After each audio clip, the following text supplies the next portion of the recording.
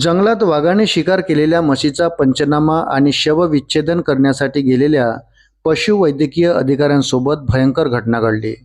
देवरी परिसरात वाघाने 2 म्हशीवर हल्ला केला। यात एका म्हशीचा मृत्यू झाला तर एक जखमी होती। या मृत म्हशीचा पंचनामा करत असतानाच डबा धरून बसलेला पट्टेदार वाघ अचानक समोर आला आणि सगळ्यांनाच घाम फुटला।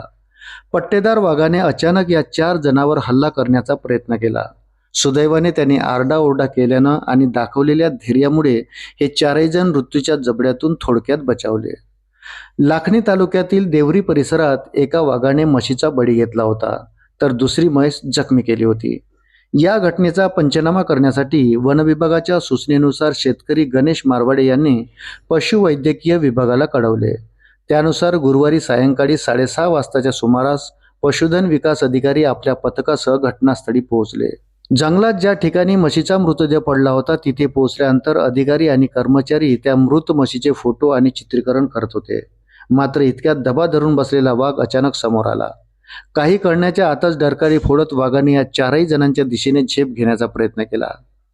अचानक समोर आलेल्या मृत्यूला पाहून सर्वजण चक्रावून गेले। मात्र घाबरून न जाता उपस्थित कर्मचाऱ्यांनी मोठ्याने आरडाओरडा करण्यास सुरुवात केली। त्यावेळी पथकासोबत असलेल्या एका व्यक्तीने हातात असलेली कुऱ्हाड हवेत फिरवत वाघाला रोखण्याचा प्रयत्न केला। मानवी प्रतिकार पाहून वाघ काही अंतरावर थांबला आणि याच संधीचा फायदा घेत डॉक्टर आणि त्याच्या पथकाने तिथून धूम ठोकली।